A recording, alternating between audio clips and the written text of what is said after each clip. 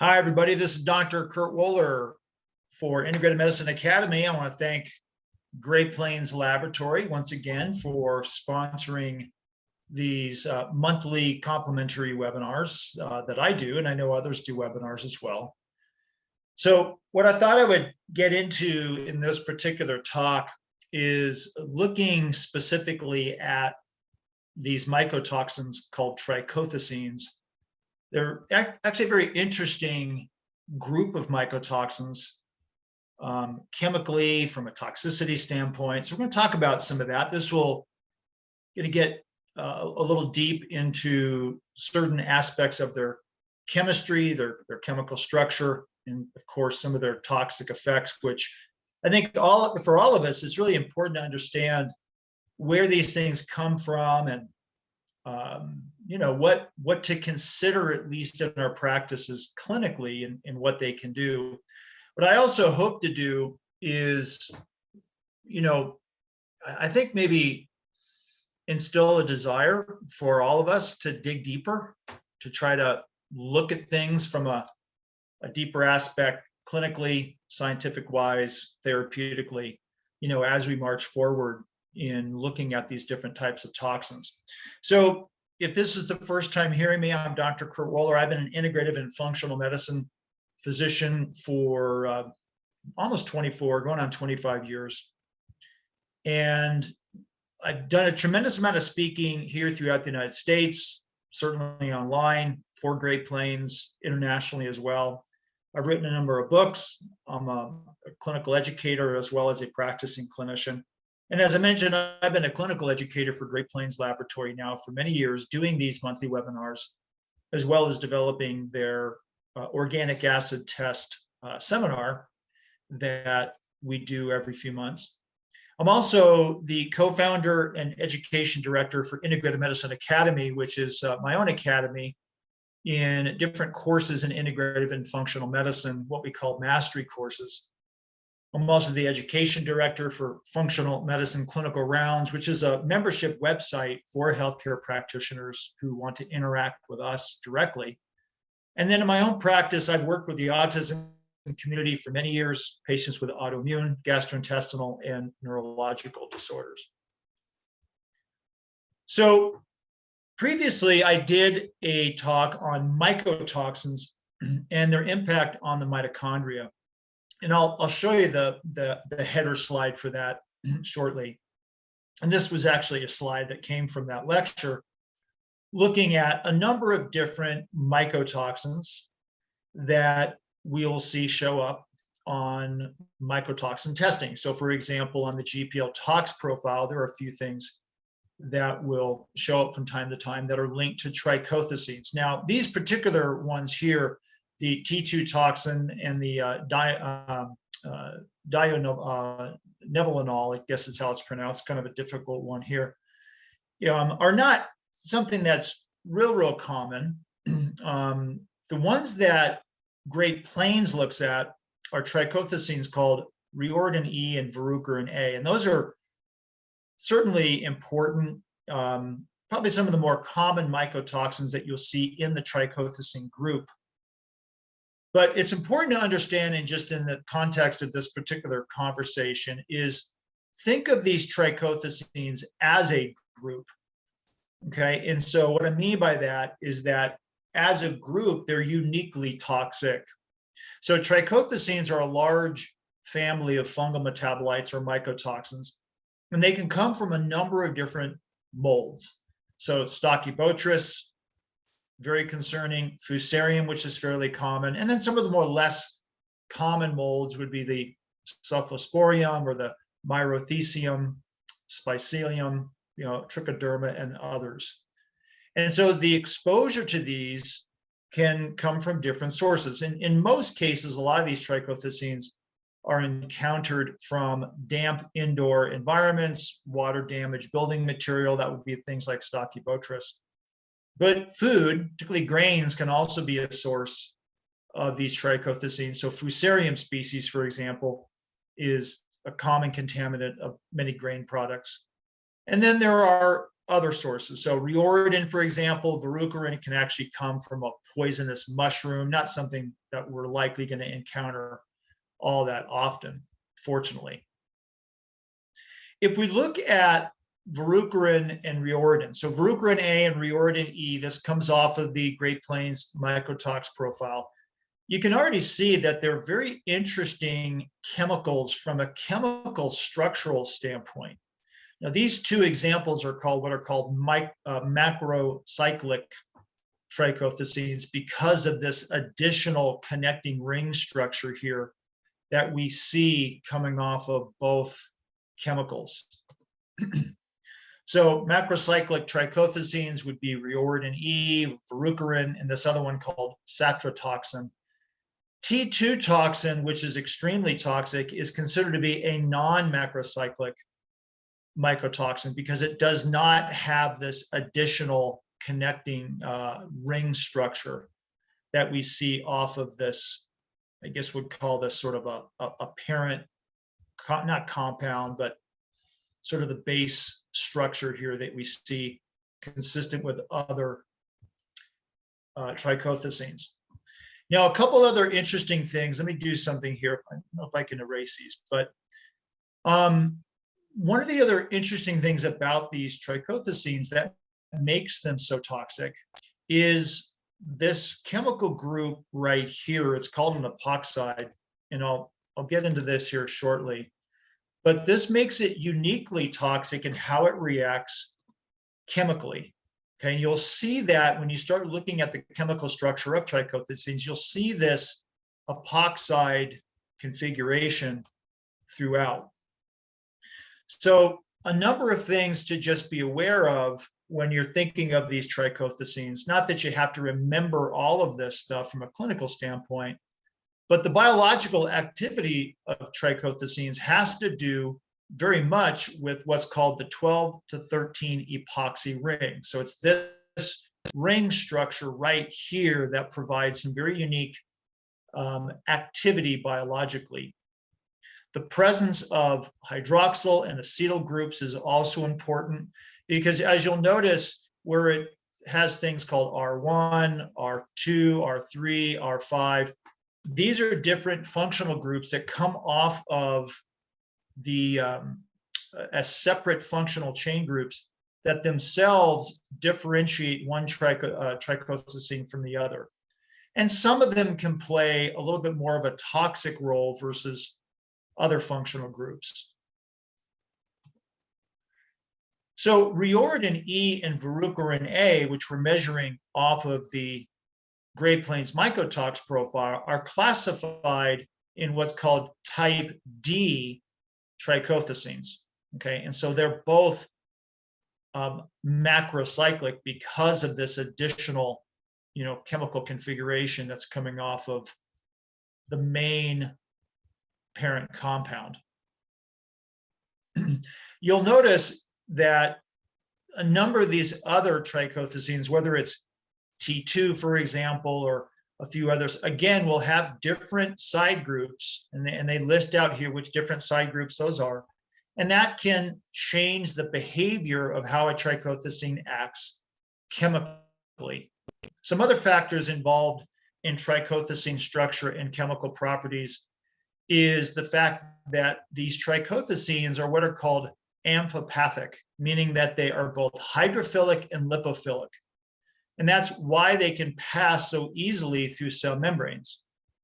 So they're small in their size, but they're very diverse in their ability to pass through a lipid membrane. And that's why they can be so problematic, of course, within the cells, is because they get through the cell membrane so readily and then trigger different chemical reactions within the cells. It's also why they're so highly absorbed from the digestive tract if consumed in food, or get through the skin, for example, if we come in contact with them through physical contact.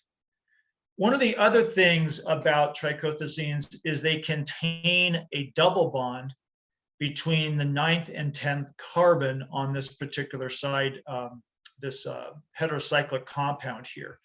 And a lot of the chemicals or metabolic processes that are involved in breaking down trichothecenes attempt and attack that double bond.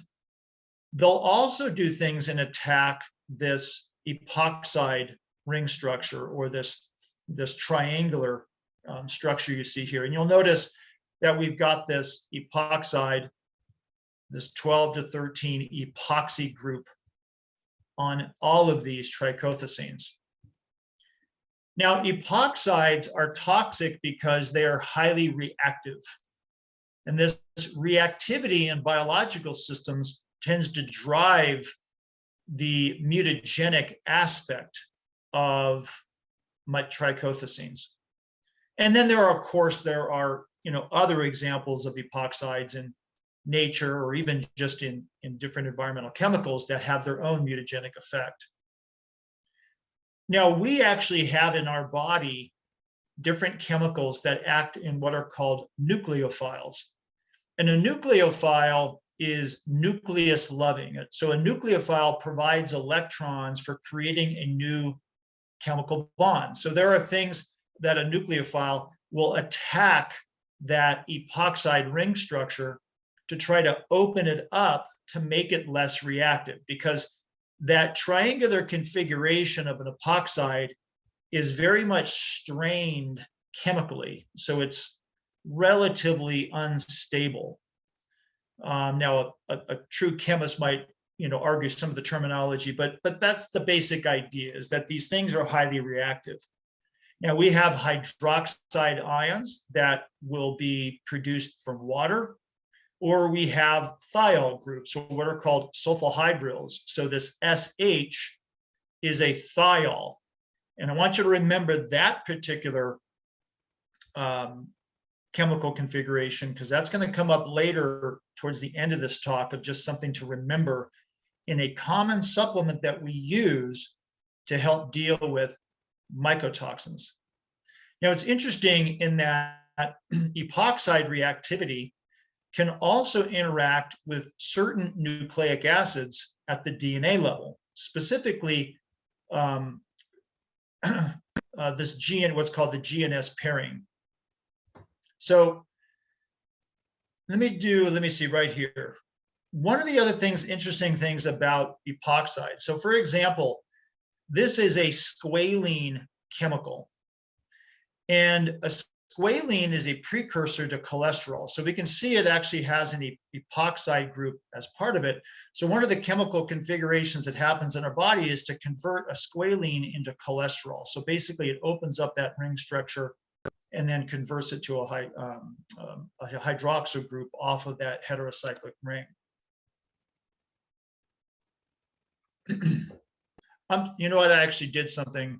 This is supposed to be GC, not GS. That's a typo. So it is the guanine cytosine pair. So this right here should be a GC. I just recognized that.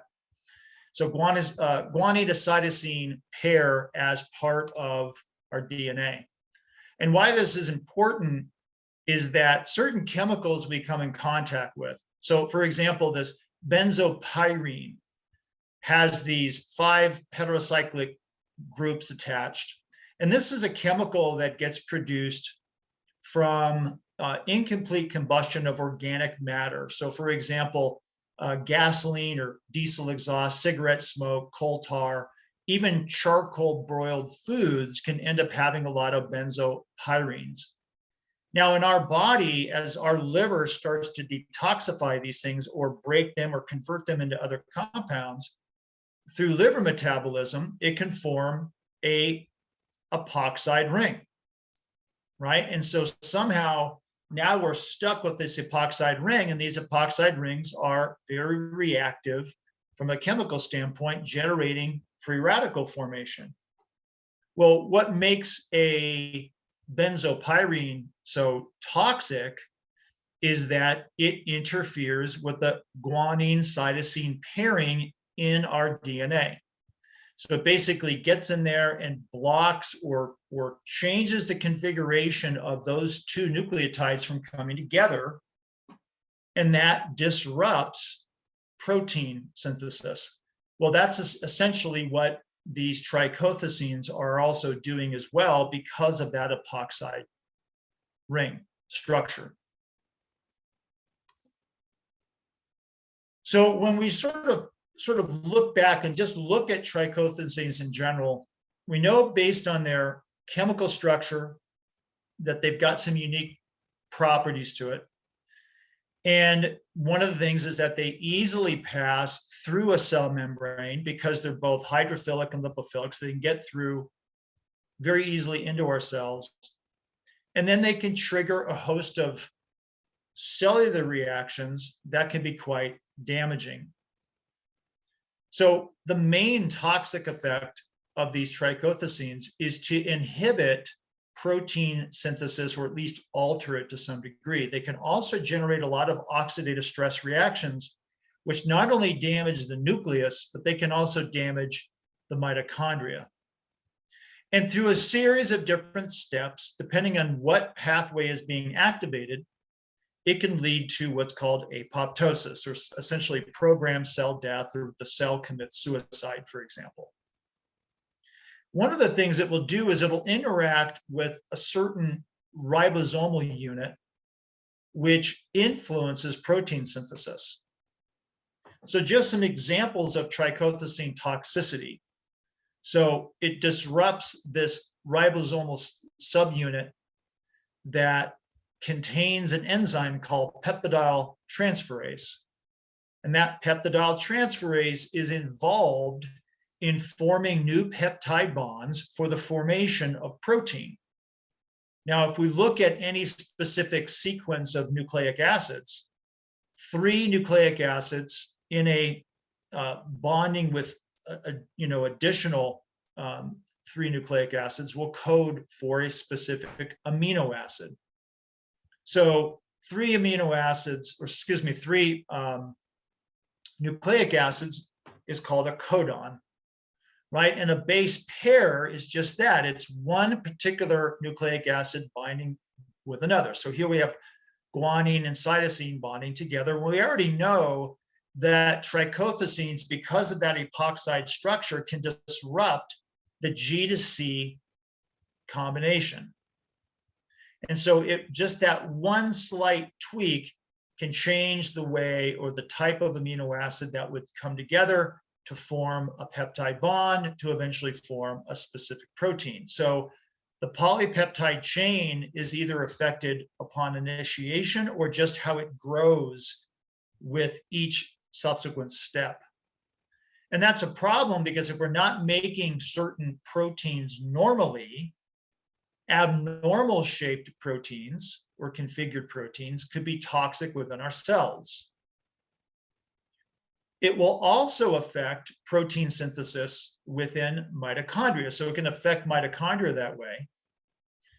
Trichothecenes can also bind to the sulfhydryl groups of certain proteins, inactivating them. And all of this can lead to oxidative stress, free radicals, which they themselves are damaging to these cellular structures as well. Now, there's a very interesting mycotoxin called T2. Now, this is not something measured off the GPL mycotox profile. What I want to talk about, it comes from a very interesting article that you can look it up yourself if you want to read this article. But again, understand that when you start researching and looking at trichothecenes in general, they all have similar types of properties, at least most of the ones I've read about, and have relatively similar toxicities. So even though I'm going to be talking about T2 toxin, doesn't mean that another mycotoxin wouldn't have similar effects. So think of it just sort of as a large group. And so we're going to look at the liver, we're going to look a bit at the immune system, and we're going to look at the nervous system.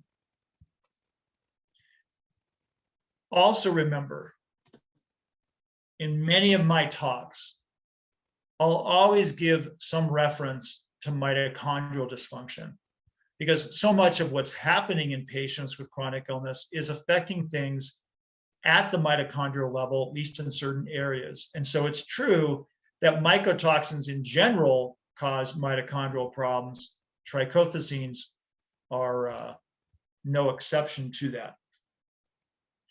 So in this particular article, they were talking about, this came out actually in 2021. In their review, they consider to be T2 to be the most toxic trichothecene mycotoxin. So as they reference here, T2 toxin is the most toxic fungal metabolite produced by different Fusarium species.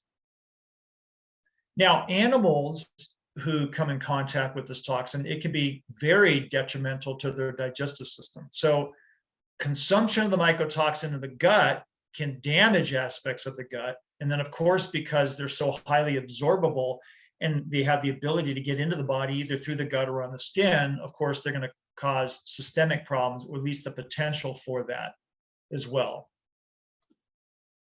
Now, just some examples of liver toxicity. So at the molecular level, T2 induces mitochondrial apoptosis. So basically triggering a mechanism in the mitochondria to kill itself, to commit suicide. And that reaction is thought to occur through what are called reactive oxygen species. And if you just look at some different examples of reactive oxygen species, that could be anything from a hydroxyl radical to a peroxide to a superoxide anion. And in very simplistic terms, if we think of a free radical being an unstable or having an unstable outer shell, right? So in this particular example, we can see this outer shell, it wants to have 8 electrons to be most stable. And so it's fluctuating or sort of hanging out with just 7 of them. And so it wants an extra electron to fill its outer shell to be most happy, to be most stable. Well, it's going to go around and grab that electron from something else. It could grab it from a protein, it could grab it from a DNA, something else. And then that, in essence, is what would be considered a free radical or oxidation type reaction. So the molecule is happy, but what was left behind is not, right? So now we have damaged cellular structures. With regards to hepatotoxicity and the reactive oxygen species generation, it appears that the reactive oxygen species affects what's called cytochrome C. And that's important because cytochrome C plays a very strategic, or is in a very strategic place within the inner mitochondrial membrane of our mitochondria. If you want to get into this information more in depth, I would encourage you to go back to Great Plains Laboratory webinar library and watch my presentation on mycotoxin-induced mitochondrial dysfunction and cytotoxicity. So I'm just going to take a few slides from that lecture. So here is our inner mitochondrial membrane. And embedded on the inner mitochondrial membrane are these complexes. So this is just a different view of it here. Complex 1, 2, 3, 4, and 5. You'll notice between complex 3 and complex 4, there is cytochrome C. And it sits on the outer edge of the inner mitochondrial membrane. So down here is our matrix. Up here is our inner membrane space. And if you remember, if you watch that lecture, essentially what ends up happening is that the inner membrane of the mitochondria pump hydrogen or hydrogen ions or a proton into that inner membrane space. And what they do is these positive charges accumulate over top the last complex called ATP synthase. And when we get enough of these charges accumulating over top, they'll move through that ATP synthase. And that causes a combination effect of ADP, adenosine diphosphate, and inorganic phosphate to come together to make ATP. But getting back to the cytochrome C, it plays a strategic place in that it helps to transfer electrons from complex 3 to complex 4.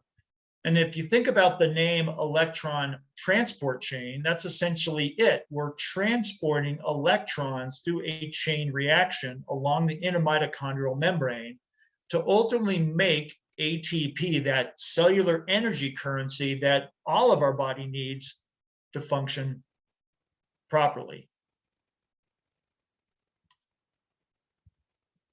So cytochrome C is a small heme protein that's loosely bound to the outer surface of the inner membrane. And so it shuttles electrons from complex 3 to complex 4.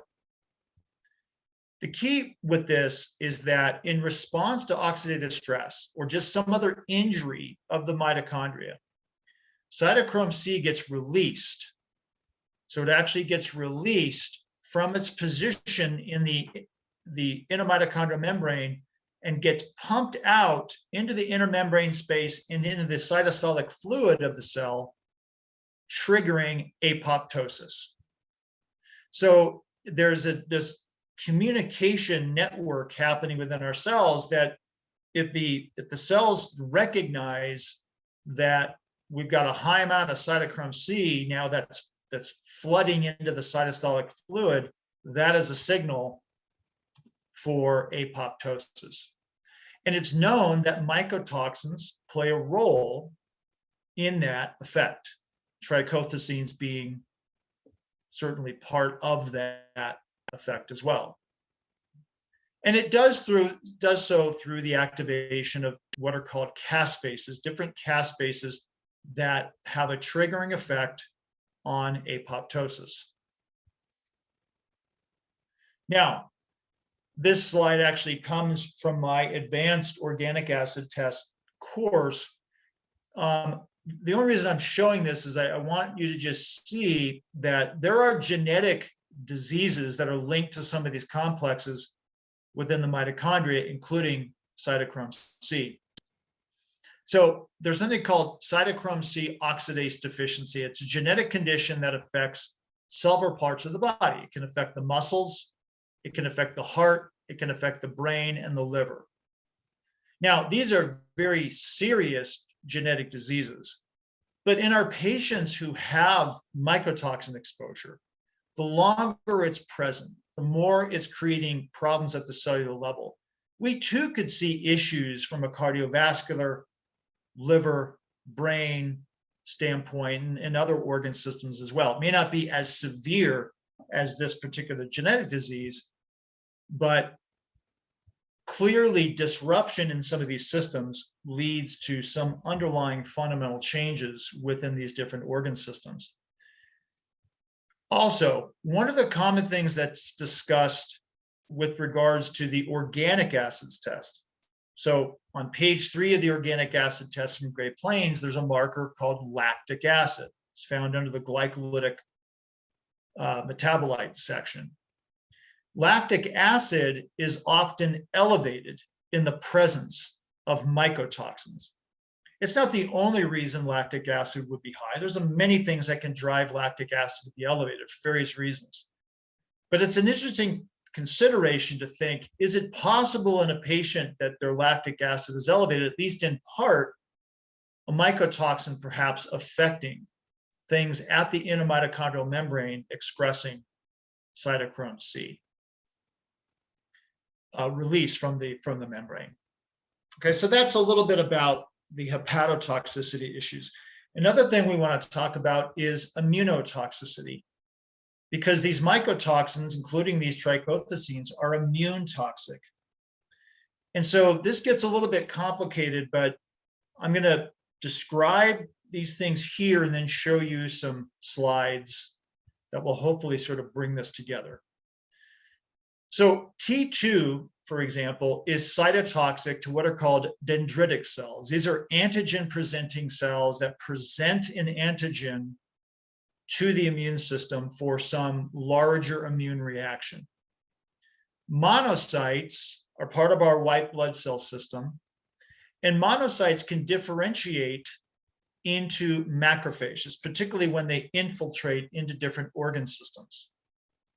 Macrophages themselves can act as antigen-presenting cells. So basically, it encounters an antigen, okay, that could be, let's say, a virus or a bacteria or a fungus. It presents the antigen to the immune system to say, hey, I need help. This is what it is. The immune system recognizes it and elicits a greater immune response. So for example, T2 can cause what's called toelike receptor activation alterations. And I'll show you a picture here in a second. And the alteration of a toelike receptor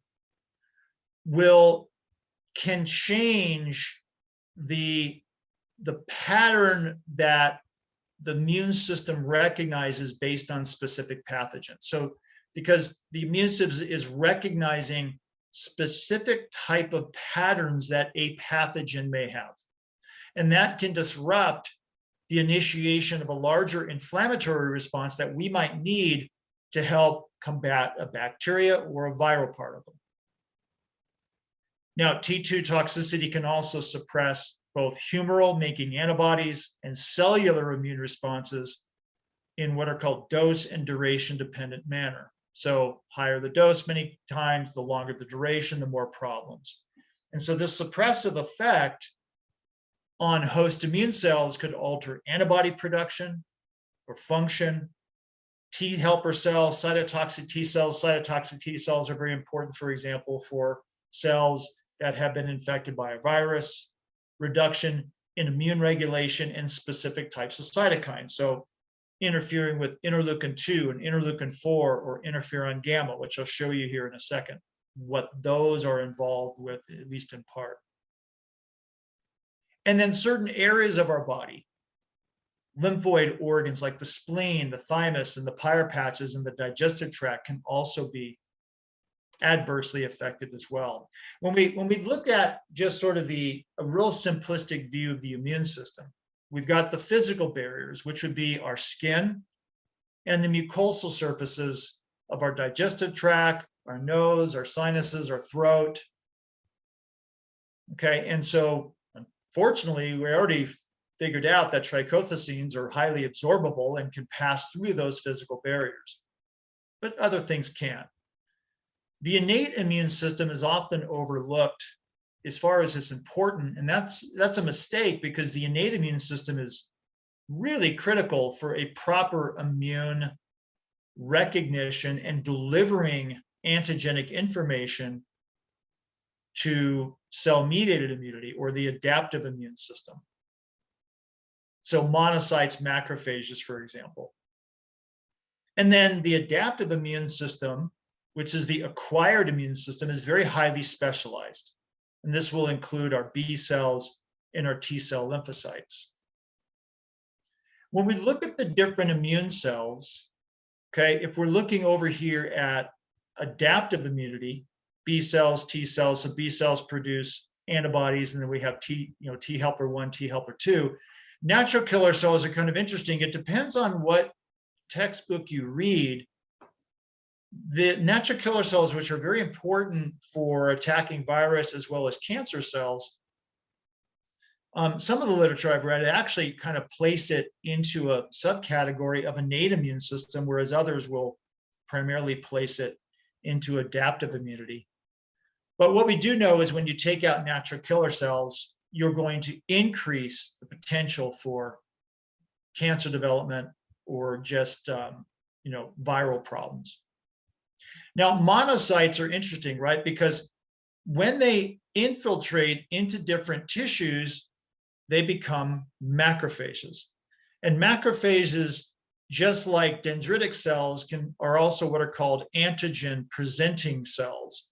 So the way to think of that again is an antigen-presenting cells is these cells come in contact with an antigen, right? That could be a virus, a bacteria, it could be a fungus, and it's going to present that information to the immune system. So we have macrophages that are in different organ systems. So microglia are a type of macrophage. Kupffer cells in our liver are a type of macrophage. Alveolar macrophages, splenic macrophages. So I think you get the point. different pathogens, if I can, hold on one second. Different pathogens have different molecular patterns. So these are molecules, okay? So lipopolysaccharides, which is the outer membrane of a gram-negative bacteria.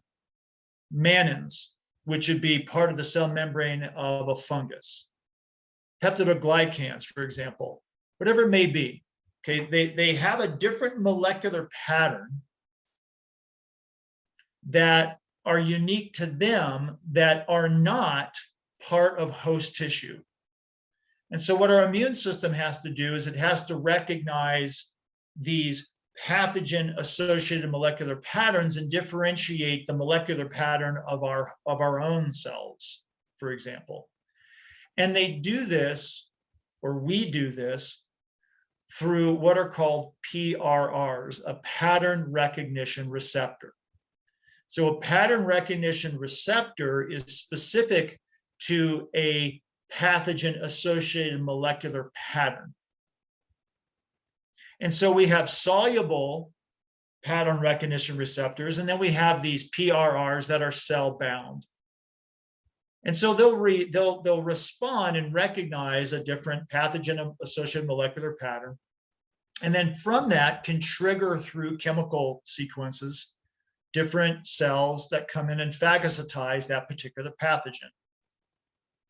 And that cell that might come in, like a macrophage, for example, that phagocytizes a certain pathogen, may need broader help. And so it can act as an antigen presenting cell, expressing part of the antigen on its cell surface at that point, which then gets recognized by other aspects of the immune system. And how the immune system does this is through the release of different cytokines. So a pattern recognition receptor recognizes a specific molecular pattern of a pathogen, then releases cytokines to elicit activity of different cells throughout the body. It might elicit more macrophages, it might elicit more dendritic cells, it might start to engage certain types of phagocytes to do their own thing as well. And then we also release what are called chemokines. Chemokines help induce movement of immune cells to a specific area. And I'm just doing this is a real basic, simplistic overview of certain immune responses. I mentioned before that these trichothecenes can disrupt certain toelike receptors. And toelike receptors are receptors that sit on top of our cell surfaces that recognize certain molecular patterns of different organisms. Some of the most well-studied toelike receptors, for example, are recognizing or connect to certain types of fungus, whether that's Aspergillus, Candida, for example. And then once they get triggered, they then have a connecting point into different types of chemical pathways inside our cells that will either interact directly at the nuclear level or trigger other types of chemicals for initiating some type of cellular response. So for example, in the cell wall of Candida, there is a beta glucan structure that the Candida will actually work really hard to kind of hide and keep from view. But when Candida comes in contact with an epithelial cell, that beta glucan layer creates a reaction with certain cell surface receptors that will elicit an immune response. These different cytokines, whether it's interleukin-2 or interleukin-4 or interferon gamma, have their own effects. So here, for example, is an antigen, right? Let's just say this is a fungus. It gets engulfed by a type of antigen presenting cell. And depending on its molecular pattern, it will communicate or could communicate, for example, with a CD8 cell, a cytotoxic T cell. So if this was a virus, for example, it might just say, you know what, I'm just going to give the information to this guy, the CD8 cell, and then he's going to create these cytotoxic T cells and just kill the cell altogether, just, one full swoop. Again, depending on the molecular pattern of the antigen presenting cell might present the information to what's called a Th naive cell, which is a CD4 cell. It's a T helper cell that can send or differentiate into two different pathways. It could become a Th1, which forms memory T cells, for example, which through Th1 activity and the production of interleukin-2 could initiate or reach back into our innate immune system to activate different types of macrophages.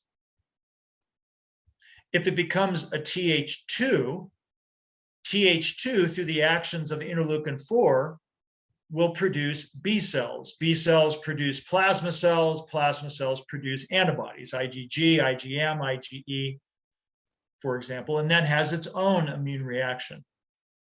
And there can be some suppressive effects through Th1 and Th2 through things like interferon gamma. So for example, Th1 can produce interferon gamma, which will kind of slow down B cell production of antibodies. The important thing is to realize is that the immune system is obviously extremely complex, but the trichothecenes themselves, and mycotoxins in general, when you start reading about them, can have interfering effects on different regulatory factors within the immune system, also what are called transcription factors. These transcription factors are proteins that control the rate of transcription of genetic information. Okay, and ultimately that would go off to form proteins at the cellular level. When we create disruption in transcription factors, and we create disruptions in regulatory cytokines, we can start to skew the immune system in various directions. And this is just sort of a side discussion here. But one of the things that I've thought about and looked at over the years when it comes to patients who are dealing with mycotoxins, different types of toxins in general, is what's happening at the immune system level? And these are questions I ask myself that then force me to go look at some of the research and go and look in different types of textbooks of whether it's of immunology or biochemistry to try to find those answers as best as possible. One of the things that I've observed in clinical practice for many, many years, and I've often wondered why it was happening, was why do people who have underlying mycotoxin issues oftentimes have such problems with Candida, for example? Because I've even seen that going back many years to some of the autistic kids I work with. Or why do a lot of these patients are so highly reactive to environmental antigens? Or perhaps, and then from that standpoint, why does that seem to create such problem in dealing with these underlying fungal infections? It's highly complex and sometimes difficult to answer all these questions. But one of the key things I find, the more I'm in practice, the more I do education, the more I'm researching, as I'm finding it to be, try to ask these questions and for myself to go try and find the answers. One of the things that happens with what appears to happen with antigenic overload, right, where people are being exposed to a lot of different antigens, and honestly, I think mold are so highly antigenic that some of the sickest patients we see are people who are mold toxic. And I believe, at least in part of the problem is disruption of what's called Th17 cells. And Th17 cells play an important role in maintaining mucosal barrier function and helping to clear pathogens along mucosal surfaces. And I've actually used this particular slide in one of my talks through the organic acid test seminar on Candida, because if we look at low fungal, we look at yeast cells, for example, as independent cells, we know they can exist in our body, and they generally are antagonized by a healthy microbiome. But when we get these opportunistic yeast, and remember, yeast is also a fungus, mold is also a type of fungus, they become highly opportunistic. So in this particular case, we have Candida that starts to grow hypha through the epithelial cells and starts to engage the immune system down below. But disruptions of the Th17 cell, the Th17 cell and interleukin 17, for example, are critical for neutrophil activation. Neutrophil activation is important for attempted neutralization of fungus. Through interleukin 17, through interleukin 22, we produce what are called host defense peptides that get released in an attempt to attack mucosal bound fungus. And so this, to me, at least in part, answers at least some of the questions of why I believe so many people with chronic, mold issues or, antigen overload issues have such problems in dealing with these opportunistic fungal species.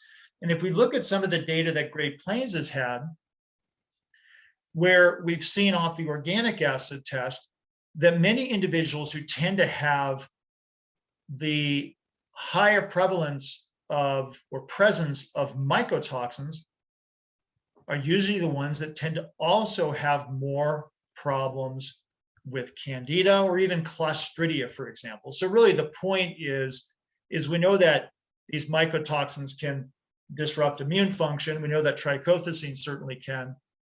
And we know that these things in the gut are extremely problematic.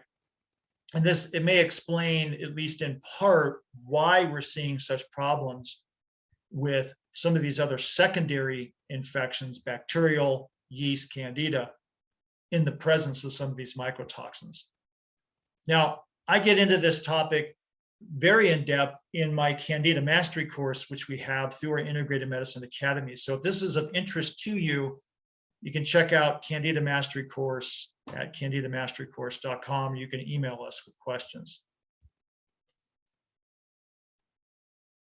Let's shift gears to neurotoxicity. So again, the reactive oxygen species generation from these trichothecenes can have profound effects. So we've already established that reactive oxygen species can lead to damage within the mitochondrial inner membrane that causes the cytochrome C to sort of squirt out into the cytosolic fluid to trigger apoptosis. And in doing so, it will activate caspase 3. Okay, and that caspase 3 is a system that's involved in that apoptosis effect. It can also lead to DNA fragmentation and also something called poly-ADP ribose polymerase cleavage. So let's go through a few of these things. ADP ribose or poly-ADP ribose is what's called a polymerase. So, and this is involved essentially in helping to repair damaged DNA. So different proteases play a crucial role in this programmed cell death effect, like those caspases. Now, this particular one, poly-ADP ribose polymerase, or PARP, is again implicated in the repair of DNA. Okay, so it's interesting that we have these systems in place to try to repair things that have been damaged. And that kind of makes sense because a lot of things can damage our DNA. So we have a DNA repair system. Now, caspase 3 is a member of what's called a cysteine aspartic acid protease family. So it gets activated and again plays a role in that that execution, effect of cell apoptosis, just figure that many mycotoxins, including trichothecenes, through their impact on the mitochondrial membrane and the release of cytochrome C, trigger that caspase 3 sequence. T2, for example, T2 mycotoxin or T2 trichothecene interferes with the poly-ADP ribose polymerase. Right? So basically, it's taking this enzyme out of the equation. So if the DNA gets damaged, now we don't have a DNA repair system to fix it. And so essentially, that particular cell is killed off. There are additional cellular effects of T2 and likely other, trichothecenes. One is disruption of this particular chemical called the nuclear factor erythroid 2 related factor, or NERF2. So follow me on this. NERF2 is very important as a protective mechanism at the genetic level. So it codes for antioxidants, has an anti-inflammatory, and detoxifying proteins. So think about that for a second. Antioxidation, anti-inflammatory, detoxifying proteins. NERF2 is directly involved in helping to prolong longevity. If we take out NERF2, now we increase the potential for oxidative stress, inflammation, decreased detoxifying protein, decreased longevity. Well, T2 is a NERF2 inhibitor. It's connected to another enzyme involved in iron metabolism. And the problem with this complex when it's inhibited is it will affect glutathione, superoxide dismutase, which are important antioxidants. This comes from a paper that was talking about this specific antioxidant. I actually can't remember the name of it, but this antioxidant has been looked at as blocking some of the effects of T2 within this system. Notice we've got apoptosis over here. So basically another triggering event for the cell to commit suicide. What I would encourage you to do when you start researching these things is look at some of these images and just, pick an area and say, well, what is NERF2? What is that? What exactly is that nuclear factor erythroid? And look it up. Start researching and seeing what does it do, and see if you can start making the connecting points backwards and see the sequence of how all these things flow.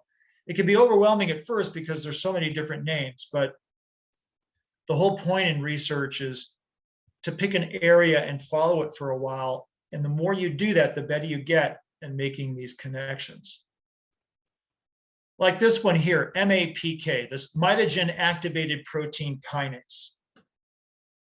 This is a very important cell signaling mechanism that activates what are called protein kinases. And these act as key components of signal transduction pathways that regulate proliferation, cell differentiation, and programmed cell death. And so when you hear that, you're like, okay, this is a mechanism involved in how cells reproduce themselves normally, help in the processing of information at the nuclear level. Because that ultimately is where all of this goes from a cell biology and molecular biology standpoint, and how these toxins affect these different pathways. So NERF2, this nuclear factor erythroid 2 related factor, is considered not only as a cytoprotective factor for antioxidation, anti-inflammatory, detoxifying proteins, but also species longevity. But that also helps in removing things like toxic heme, okay, or oxidative iron, for example, or carbon monoxide. So this is interesting in this HO1 system, this heme oxygenase 1. So NRF2 and heme oxygenase 1 are sort of linked. Well, it helps in metabolism of iron, right? We don't want too much iron because it itself causes oxidative stress, as well as carbon monoxide. Carbon monoxide buildup can actually affect the complex 4 of our electron transport chain. The bottom line is all of this has a beneficial effect against preventing against oxidative injury or inflammation.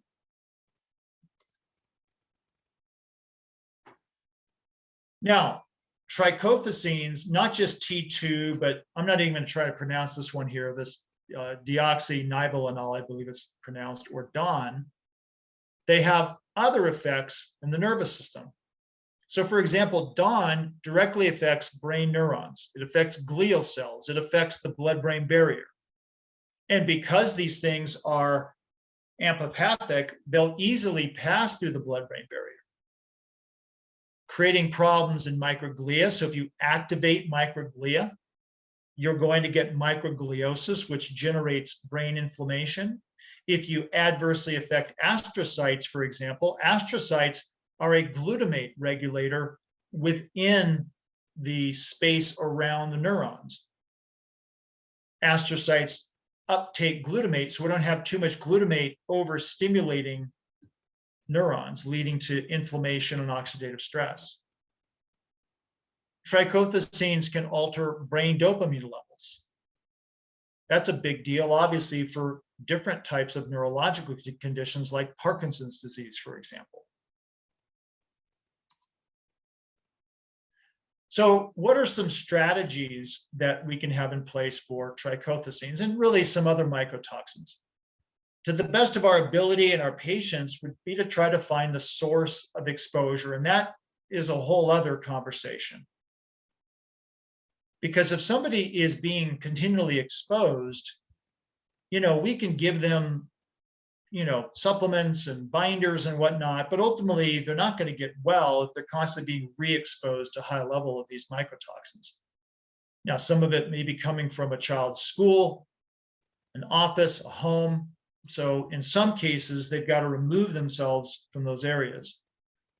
I think in all of these discussions, as best as possible, optimal nutrition through whole food, organic, non-GMO based food is important. And again, the whole discussion over different diets would be a whole other conversation.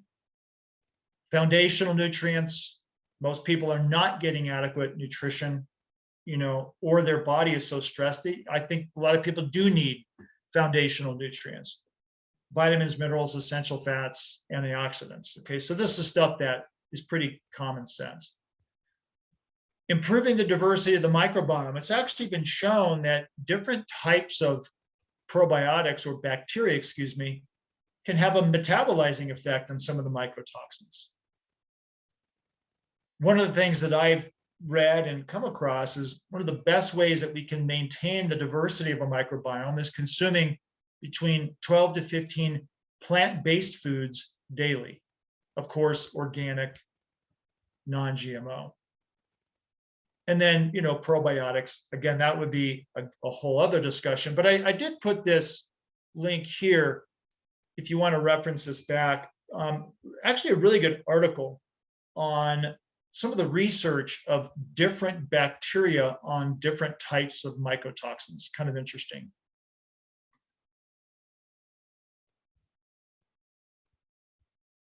One of the things about these mycotoxins is as they get metabolized, they create different metabolites. And if you look at the chemistry, even if you're not, you don't have to remember the chemistry, even know all the chemical sequences, but you just hear the words: hydrolysis, hydroxylation, sulfonation, carboxylation. These are all things that happen in our liver. Some of them in phase 1, some of them in phase 2 or both.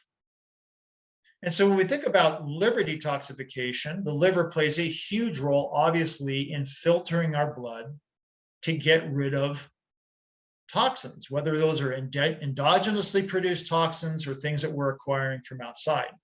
And mycotoxins would be certainly part of that. Turning things from what are called lipid soluble into water soluble compounds so that we can more easily excrete them through our urine or our stool. And so oxidation reduction hydrolysis reactions play a big part of phase 1 liver detox. Glutathione conjugation, sulfation, for example, play a big role in phase 2 liver detoxification. And this also gets to the heart of the slide of why it's so important to have good nutrition, because we're providing the substrates for proper biochemistry that's occurring naturally or that our body is inherently attempting to do within the liver. Thiols are important. These are things that we can get through garlic, onions, cruciferous vegetables, for example. And one of the reasons that glutathione is so often referenced in the context of trichothecenes is that glutathione contains a thiol group, which is what I mentioned before. The thiol group acts as a nucleophile. It attacks that epoxide ring of trichothecenes. And so it's a critical thing for many of these mycotoxins, including these trichothecenes. And if we're thinking about the GPL tox, that would certainly be the case of verrucorin or the Riordan E. And acetylcysteine. Okay, so here's our glutathione with its thiol group. And acetylcysteine, or cysteine, I should say, has its own thiol group. So just remember that in that it's attacking that epoxide ring structure.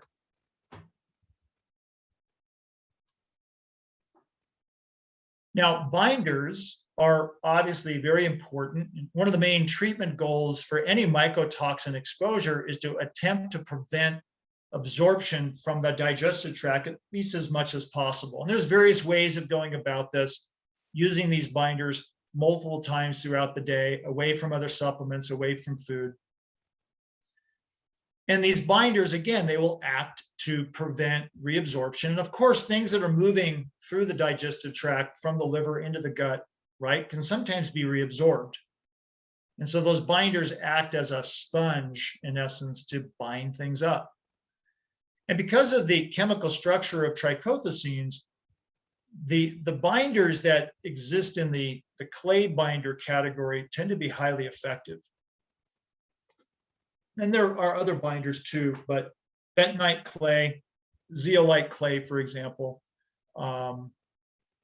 charcoals, diatomaceous earth, and I'm sure you've come across other slides or other information about other binders as well. But you know, the trichothecenes tend to bind pretty well to these clay, the activated charcoal types of binders.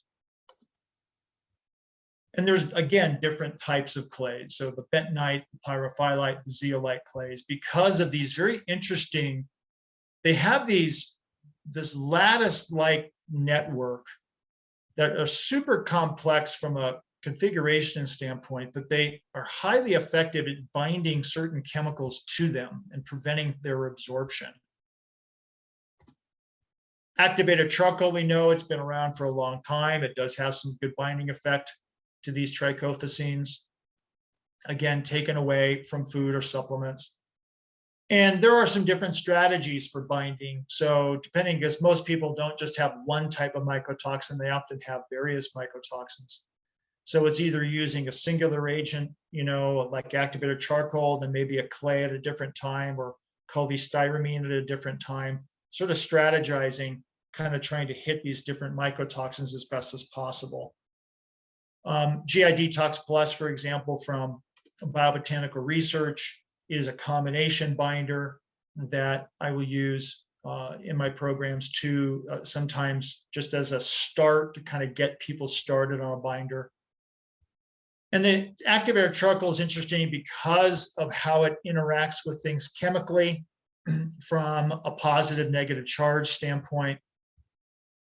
These things also can be very simple, but highly effective as well. And so there are some additional considerations, or additional, what I'd call additional research and intervention considerations. I think we can always do our patients a favor by providing some things with regards to mitochondrial support, whether that's ubiquinol, carnitine, or something called PQQ. PQQ actually helps to stimulate biogenesis for new mitochondrial formation. Liver and bile support are important. We're going to automatically start doing some of that with just a healthier diet, foundational supplements. And of course, there are other things that provide support, protection to the liver, whether that's milk thistle or phosphatidylcholine or bile acids, adaptogenic herbs that stimulate bile production, glutathione supplementation, and then of course, infrared sauna, ion cleanse, different types of detoxification strategies are some additional things that you can research. In a good place, or as an example of just starting to look at the mechanisms of things of what I've talked about here, as even just to start, this particular chemical called sulforaphane, which is a component of broccoli, for example. So a lot of the broccoli supplements contain sulforaphane. And there's huge implications for this in anti-aging, in neurological inflammation, in cancer, etc. Well, it turns out, as just in the context of this particular talk, sulforaphane is a NRF2 activator. Okay, that NRF2, which is important in a cytoprotective effect, anti-inflammatory trigger for antioxidants like glutathione superoxide dismutase. Okay, so that's the information here I wanted to present with regards to this topic. One of the things that we're setting up and have set up through Integrated Medicine Academy is just a summary sheet of some of the key concepts that we talk about in our webinar. So if you would like this 2-page document, you can go to integratedmedicineacademy.com/webinar-bonus. And you'll enter your name and email, and you'll get a download for this PDF document that is a summary, in essence, of some of what we've talked about here in this particular lecture, along with some additional information. So integratedmedicineacademy.com/webinar-bonus.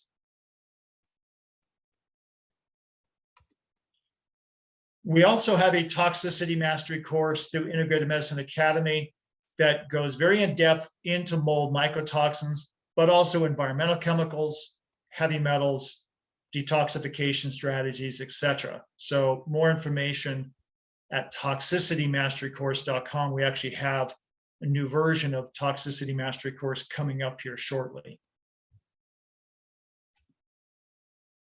For information about our academy, you can go to our main website at integratedmedicineacademy.com, or you can email us at integratedmedicineacademy@gmail.com. Also, we have a membership site for healthcare practitioners that, whether you're an MD, a DO, an acupuncturist, a nutritionist, you're a healthcare practitioner, you're welcome to join. And you can interact with us through one-on-one consults with myself, my partner, Dr. Trincatella. We have educational material in this website. We go over labs, we talk about case presentations, a lot of great stuff within this particular website. So functionalmedicineclinicalrounds.com. And then there's a website, Lab Test Plus, that provides testing access to Great Plains Lab. For example, organic acid, the mycotox, chemical profiles. There's some other labs on there as well. For more information, you can go to labtestplus.com. and look at the menu of labs that are available. And then, of course, I'm always available for private consultations through my private practice at Sunrise Functional Medicine. There's my email, there's our phone number.